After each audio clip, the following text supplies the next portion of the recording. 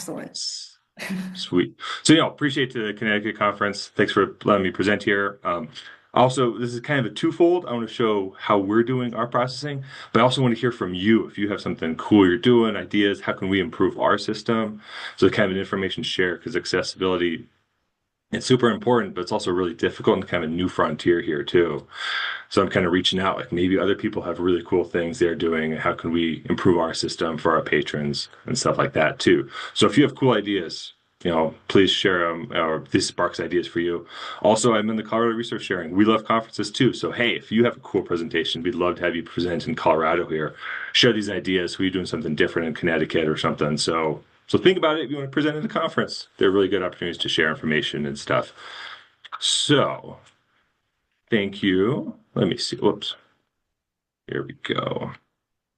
So first off, I really want to thank my staff who are kind of doing the most of this work here. So Teresa Spangler is my digital reserves coordinator, kind of oversees all this stuff. And we have a student, Savannah Sill, who does a lot of the scanning and processing, and Valentine Pershing actually does the accessibility processing. So it's been fun to work with these students as they do it. So we've kind of offloaded it. Teresa and I kind of learned initially how to do stuff. We trained the students and let the students take it over. And now we're kind of working with the students and ourselves to create these training documentations. So kind of as you actually do it, how it works, what doesn't work.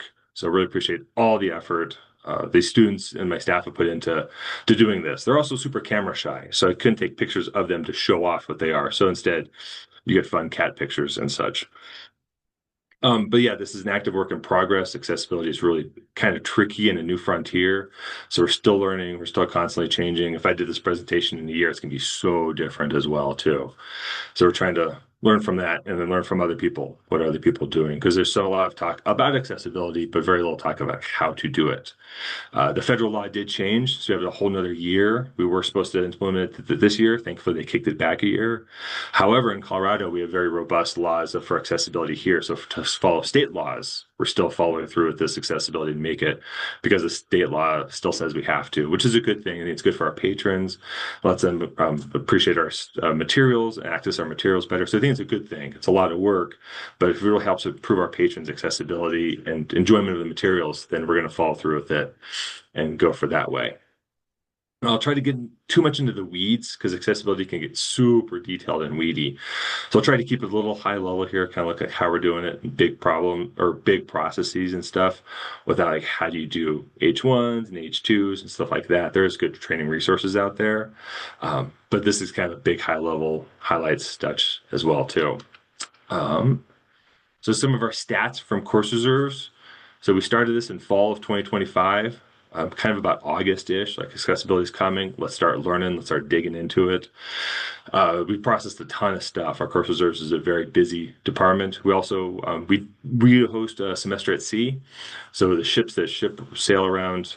I think it's Mediterranean and Pacific once a semester. We kind of host here, so we do all the course reserves for them too.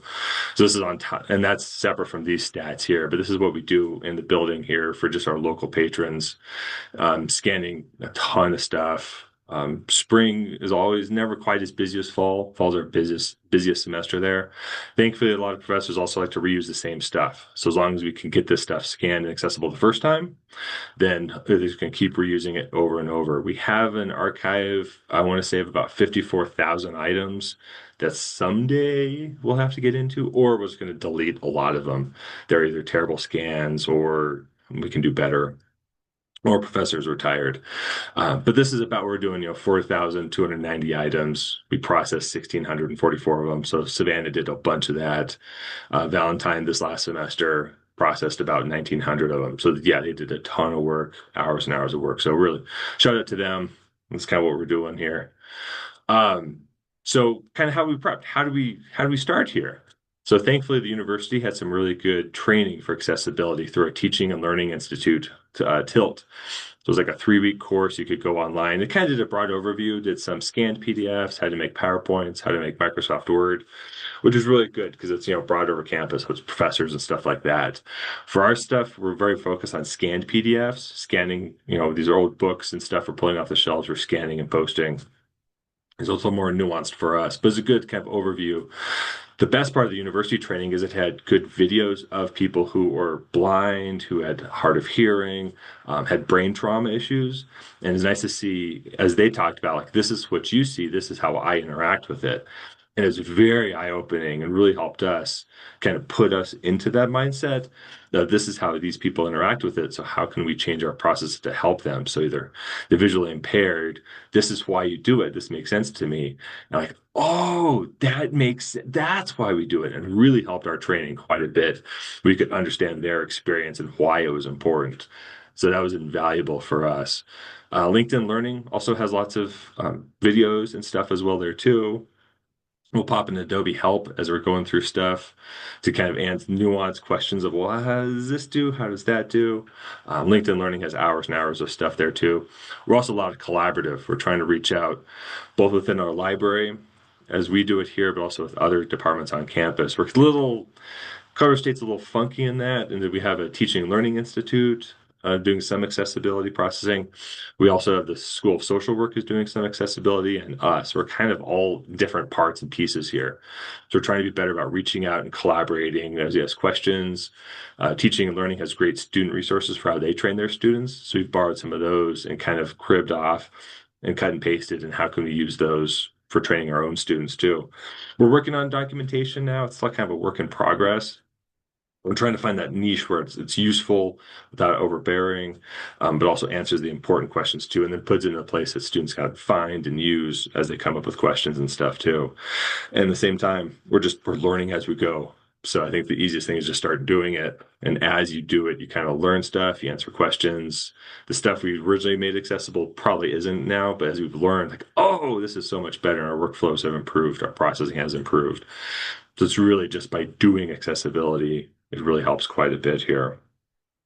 Um, so in the context of our university has been really kind of visionary too in setting up a framework. What is accessible?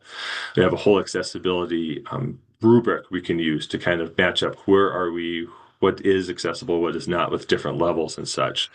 The nice part is the libraries, we're kind of the trendsetters on campus. We are doing the most accessibility at the highest level of everybody. So we're kind of the really pushing the boundaries of it, which is kind of fun. Our dean really likes to show off, like, well, look what we're doing. So we kind of start, it's even fun on the rubric here. We get shout out. Hey, if you need course reserves, like what a cool marketing opportunity for us to show off our department, our value to the teachers as well as the students on campus, where we can show off we're making things accessible, really, really valuable. So it's a really nice way to show off the value of both the library as well as our department. We're accessible. We put this work in. So it's fun to have that shout out. We make it about that splatter point there between developing and proficient. It is some things a little more, proficient, some things are more developing. The goal is really to hit emerging or developing. So to be up on ahead of that is really kind of fun and exciting. It does take a lot of work. It's not easy. But hey, again, we can show off to the campus. Right now we're in budget cuts. We're kind of trimming stuff. It's getting tight. So this is a great way to show, hey, we need student budget money. We need other extra funding because we're making accessible. This is important for our students, for student success, for them to grow and develop. So shout out on campus. So yeah, it's like, hey, accessibility is a great little marketing tool, how valuable we are. So what are we doing? There's kind of two different softwares. There's actually multiple softwares out there. Prep and Adobe Pro. I'll talk about Prep first. It's not one we don't use anymore, but it may be valuable depending on what your situation is and what you're doing. So I thought it might be valuable to kind of show off our experience with it. And then I'll talk about Adobe Pro, which is what we found we can scale better. We can put on all of the student stations here. We can have one simple training document, and it kind of goes a little bit better. Both systems are pretty similar, but there's some interesting differences between the two of them. So Prep, it's an online web tool. So it's kind of, you have to log in through a browser with, login information and stuff. It's a subscription based. So it's like one login per subscription. You have to buy extra ones elsewhere. So it's kind of comes with financial burden, can be expensive depending on what your situation is in your library or not. It is nice because, yeah, once you log in, you can upload your stuff as a very simple workflow screen. It's easy to navigate through. It's easy to correct the machine errors because AI is great. It doesn't know how to read text. So it's really struggles there. And the prep software is a really nice one to correct that easily. It's kind of less clicks. You can move around. The downgrade, or I guess some of the cons is cloud-based. You have to upload it to their servers. So if you have copyright concerns, what are they doing with that? Are they saving that? Understandable there too. It is a single sign-on login user, which is tough for us as students, come and go. They'll work for a couple hours and got to leave. And some of these materials are really long and it takes a couple hours. So it's hard to like log out and log back in and keep that workflow going there. It's also page by page, which is fine for some things. You need to be page by page. It's expensive and it's kind of hard to scale. We did use this as a triage method for items, try to meet a base level, but then reach out to faculty or students. So if it's not accessible, let us know. We can triage it up to a higher level. And prep is a really good one for the students who really need a high level of accessibility. We could pull it out and really make it super accessible relatively quickly-ish. But unfortunately, we had budget cuts. We had to shrink some stuff, and this was an easy one where we could kind of volunteer, like, here, we can cut this subscription. I believe the School of Social Work on campus is still using it, so they still like it. They think it's good. Other departments kind of prefer Adobe Pro, which is totally fine too. So everybody kind of has their own feel. I think there's also Adobe Abby Fine Reader out there, a few other softwares. This is, again, I think accessibility is a new frontier. So it'd be fascinating to watch as the technology changes. There could be new stuff kind of on the horizon. So we're trying to keep an eye out, which is, again, shout out too. If you have any software you've used or we'd love to hear too and find out, is there better software out there for doing this stuff? And I think there will be emerging stuff as this goes along more and more. So kind of exciting in that frontier. So yeah, Adobe Pro is what we decided to work on. It's usually a scale up. We have a little, and it's an enterprise. Yeah, however they do it on campus. So it's like single login users. We had to kind of work on it so the students can log in too. It depends. Some students and departments had access to it, some didn't. So that's the only tricky part for us is how Adobe does their licensing and whatnot. We use the action wizards, which are really nice. I think they're action wizards in some versions. They're guided actions in different versions, depending on the Adobe you have, kind of how you set those up. But you can kind of see how you can set it to, I think it's in the next one. We'll show kind of the action wizards with the step through we go through. But it's really nice because it gives you easy check boxes to go through to say, oh, this needs to be done. This looked good, especially as an accessibility check there. Sometimes it does throw, like you'll always have some errors always pop up for logical reading order and color contrast. So which throws some professors off. They'll come back, it's like, oh, it failed accessibility. It doesn't work. Like, well, no, it just needs human eyes to make sure the reading order is correct and stuff too. So sometimes the testing is it's useful, but also can be very confusing for some people too.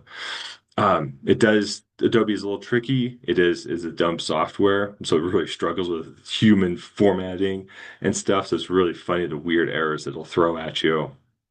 And yeah, I can have to redo, but I think that's just the nature of trying to do this machine reading accessibility. It's a struggle. Sometimes the software makes it worse than the original thing, and that's just how it is.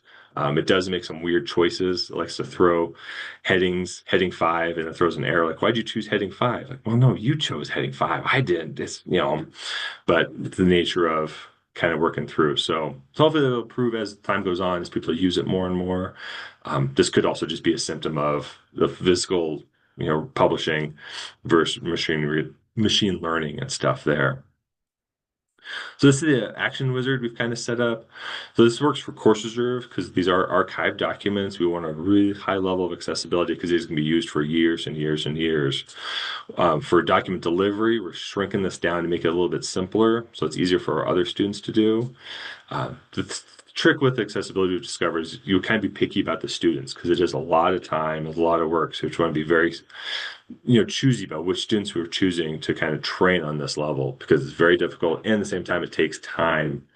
I think I ran some funny stats. It's really hard to get too scientific with it. Excuse me, but I picked a day in September of last year, a random Tuesday.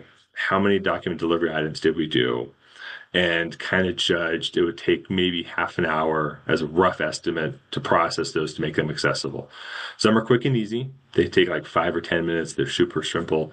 Other ones are just a bear and a beast, and they take 45 minutes to an hour.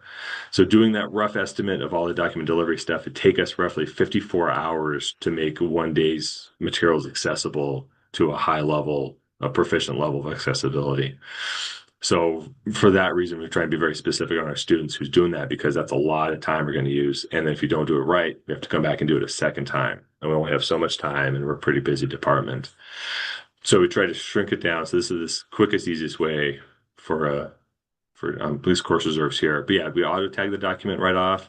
We set alternative text. We run an accessibility check, which is really nice because it gives us a kind of a check. This is what works and what didn't. And we can just kind of work through each of those errors there. What is the problem? Is it a heading issue? Is it a list issue? Is it figures or an archive? We try to be good on our scans because you got little black marks on the side or something. It throws it off as an artifact, and they have all these errors and stuff. Which is just a nightmare.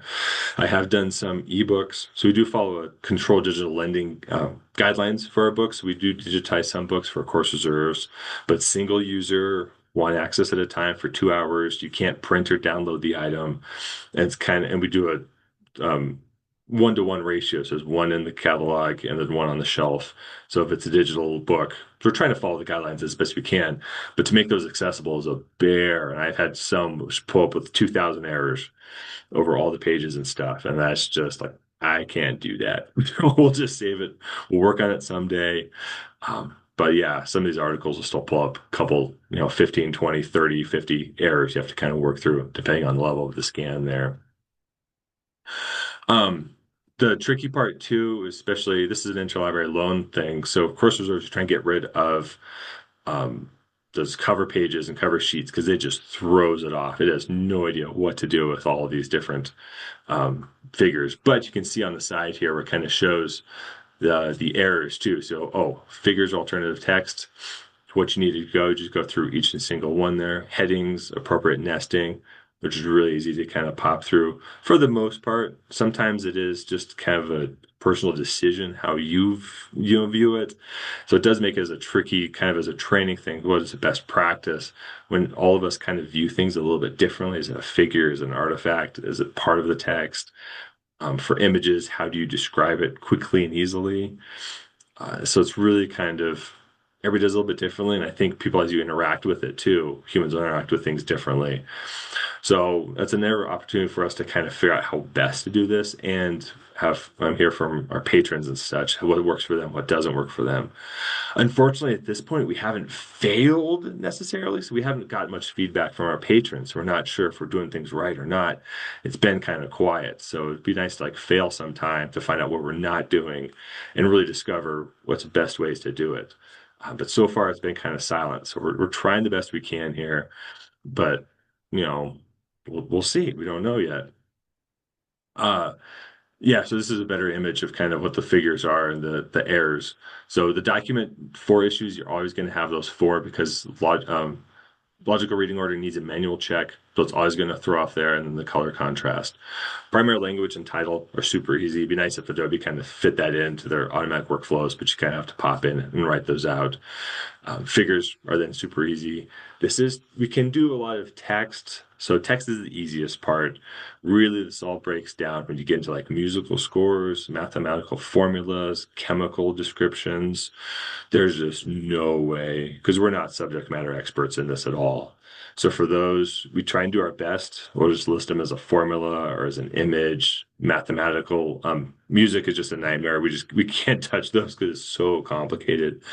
If we have a patron who does have problems and issues with that, we would triage that up. I would take it over, do what we can. We would probably reach out to the professor of the class or the department. It's like, hey, we need a subject matter expert who knows this stuff and can help us out, because there's just no way that we can do these things quickly and easily, and how to properly do that. And it really does throws it off. Some of these mathematical papers come through cool, complicated formulas, but it's all in Greek and other letters. And this is a very difficult one. So those, we do the best we can. It's a figure, it's a mathematical equation, and kind of just move on, make sure we get the text in there at least. And then if the patron needs more, then we'll triage it up. But otherwise, we'll just tell people we're doing best faith, we're doing the best we can with what we have here. If you need more, there's opportunities for that. We don't reach out to the students too much because we have about 35,000 students. We just can't reach them all. But we've reached out to the departments, especially the Accessibility Office and the Teaching and Learning Institute, and let them know if you have course reserve, your patron comes to you or a student with course reserve materials that needs more accessibility, you bring those to us because those are our responsibility, not yours. We found that's kind of a better way of reaching out. So rather than reaching out to the students, we catch the other departments, especially the ones they're going to go to first, because then they think about accessibility. They're probably going to go to the accessibility office or tilt. So then which is perfect. It makes total sense for them. So reach out to those departments. As you help them, you discover this stuff, let us know. We'll take the burden off them because it's a lot. There's some students who need a lot of work, a lot of accessibility, make them accessible to them. Any way we can help them out, make it a little bit easier, we really want to there. So we're kind of collaborating with other departments out here. Some great lessons. So sometimes I think Adobe's almost a bigger problem than the actual materials. So the one at the top left here, it was perfectly legible, and we ran it through Adobe, and it just scrambled it and it changed it into these weird levels. Like, what is going on? I don't know if it's a scan problem or how the file was saved, but it was fascinating. Other times, yeah, you can see these graphs and formulas here too. What do you start with this? This is really tough. However, a biggest lesson, at least talking to the staff who've been doing this, is they really enjoy doing it because they know it makes somebody else's life easier and better, especially, visual impairments or brain trauma or something. Life is already hard anyway. And if we can put a little bit of work into making their documents and their homework and their research easier, then it really gives them a nice feeling of satisfaction in helping somebody out. So the biggest takeaway from accessibility is you're really helping other people, and it's really motivating and encouraging to share that and help people out. At the same time, it's very time consuming, tedious, dry, rough work. We did have our student most of the semester do it, and she did great for the semester. But we can tell in the summertime now, she's kind of looking for other stuff to do. After about 2 hours, hour and a half to 2 hours is about the max you can have for a student, or even somebody do it. I struggle at that point too. Accessibility is really not my forte. I really struggle after about an hour of just staring at this, moving through this. I need to get up and walk around, go pick up some books, stuff like that. Same for the students too. You kind of, after about an hour and a half, 2 hours, you got to get up, walk around, do something else, kind of clear your brain, because it doesn't become, your work's going to deteriorate. It gets harder to focus because it can be very tedious doing paragraph by paragraph or section by section, page. So just be mindful of that as you work through the workflows and as you're doing accessibility, how to build those breaks in for people so they do still go to work and doesn't, fall apart and such on them.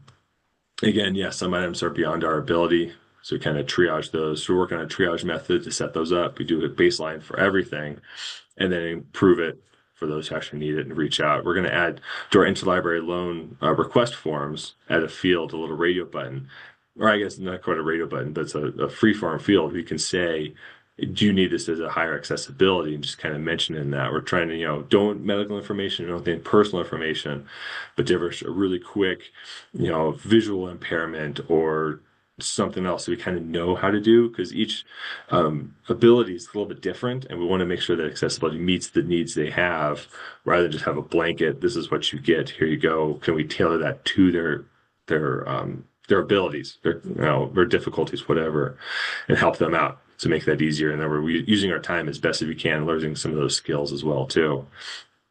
And again, really reaching out to campus partners to catch those students, because I think it's really hard for them to know if they need help, where to go, and especially course reserves and interlibrary loan. We're kind of niche in the library. A lot of people don't know where we are, what we do, so we don't expect them to come find us, but they can go to other departments and they can reach out and help out them there. So we're trying to do kind of the next steps of this is how do we need better documentation. So what we're trying to do is PowerPoint slides. We're going to do pictures and text, so it's easy to edit and change as technology changes, as workflow changes. We can change the images, we can change the text really quick, and kind of build that out. We did discover, well, it was this last week here, some of our students, it gets PDF as one image, so that page is just an image rather than like paragraphs, and our student was just going into the figure field and just typing in verbatim that entire page and like, oh no, that's not good. No. So there's really good opportunities as we've discovered working with the students here. Like, I just thought this would be the best way. No, we can do better here. But this way we can kind of scale it up and get more of our document delivery students who are more of a general bunch. They're great at picking up stuff, good at processing, but how to get them kind of accessible because it's a resume builder too. We have students graduating and looking for careers in the field and going professional. Like, hey, if we can put accessibility on your resume, you have experience with it, you know it. I think it's a marketable skill. It's going to help you in the career field too. So how do we add that to our students' workflows? And some students are great because we do hire a variety of students, which are wonderful. Some are great at just picking up. They're really going to struggle with accessibility. So how do we make it simple and easy for them? They can scan it. They can do this without, causing more problems. You have to go in and fix it. So hopefully we're in good documentation. They can ask questions. It's easy accessible in a shared document. They can pop in and ask that question really quick and easily there and kind of move on with it. We're trying to expand the capacity. So for Interlibrary alone, resource sharing, we just do so much stuff. There's no way we can make this accessible at a useful level. So thankfully with OCLC now is running Tesseract, which is making everything through Article Exchange and soon to be Odyssey. We'll release OCR'd. So it's the optical character recognition on those. Same for Rapid ILL is making things OCR'd. So for at least on the lending and the borrowing side, we're calling that the base level. We made it OCR'd capable and we'll deliver it to you. It's not great. It's not ideal. But for a huge variety, the most stuff, it's going to be accessible. It's going to be useful for most of our patrons. While then using our request feature in there on our request pages, little notes field, they can say, I need more, I need less as an opportunity, and then work on our triage capabilities too. So as we find out, we have workflows. Okay, who takes it over? How do we make that accessible? How do we deliver that to the patron in relatively, quick time? Because they do have homework assignments, they have research projects, they have all semester. At the same time, we're kind of looking for emerging technologies, what's out there, what's coming along, reaching out at conferences like this, do presentations like, hey, what are you all doing? Do you have cool technology that you like, that you've tried with? Could you try the same thing, make it cost effective, but also useful as well too, and kind of see, because I think it's an exciting world, a kind of exciting frontier here of accessibility. Things are going to change a lot and quickly. So how does it go on? Because it is still so new. What can we do? Where can we go for really helping our patrons and such here too? So we don't know what we're doing, but we know we're doing it really well. So we're trying hard here and give our patrons what they can and learning constantly. It's very iterative as you do it. I've discovered as I do it.